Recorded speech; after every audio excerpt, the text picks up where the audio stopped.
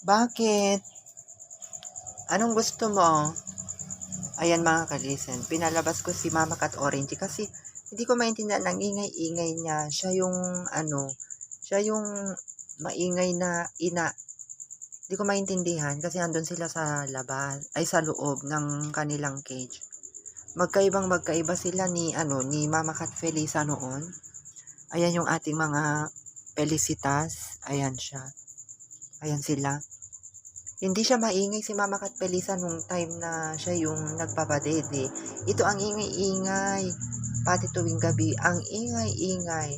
Iniisip ko baka ayaw niya kaya yung makulong.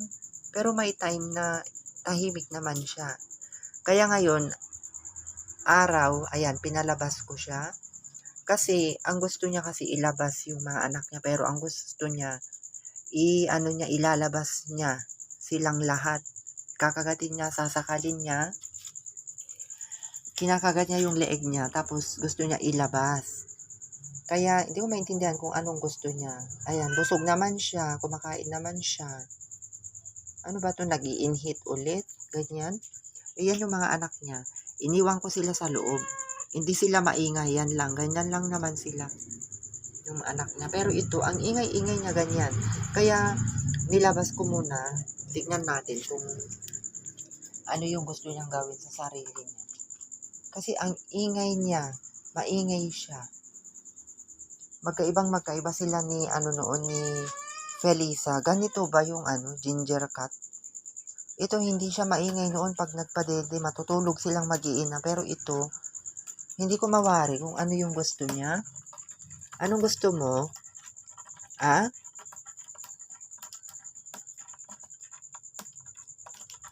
Anong gusto mo? Kasi sabi nila matapang daw yung mga ganito, yung mga ginger cat. Hindi ko alam kung ano yung gusto niya, ganyan. O gusto mong ganyan mag-exercise? Gusto mo mag-exercise? So ayan na siya mga kalisan, Dati sobrang payat niya noon, pero ngayon nagbago naman na siya. Yan. Bakit? O pinalabas na kita.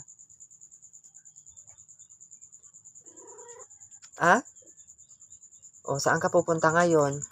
Paikot-ikot ka dito sa labas ng cage. O tignan nyo mga kalisen, ilagay ko siya sa loob. O halika na. O punta ka na sa anak mo. Kasi ang gusto niya kasi ilabas yung anak niya pero hindi pwede. Kakapadede lang niya mga kalisen. O, punta ka na doon sa loob, dali. Punta ka na doon sa loob, dali. O, ayan. Punta ka na doon sa loob. O, lumabas na yung anak mo. O, tama na yung paglabas mo ha. Gusto niya siguro yung magkuskus. Kanya-kanya. Ang ingay niya kasi mga kalisen, akala mo nagugutom siya. Gutom na gutom siya. Busog na busog naman sila. So, ayan na yung mga anak niya mga kalisen, Ayan, Tignan mo, saan ka daw pumupunta, sabi nila. Gusto niya kasing, parang tila gusto niya ilabas. Hindi ko rin pwedeng basta-basta ilabas sila, napabayaan. Kasi nga, may trabaho tayo. Kaya minabuti kong ganyan, na nakakulong sila dyan sa cage na binigay ng ating follower, si Madam. Kasi, mahirap na, pinalabas kita kanina tapos, mag-meow-meow ka ulit. Magaling siyang kumain mga kalisen. Madami siyang kinakain. O ayan, nagugutom ka na naman. Ha? O padede ka ulit para pakainin ulit kita. Itong mga Felicitas, mababait sila. Hindi sila maingay. Ganyan lang sila mga kalisen.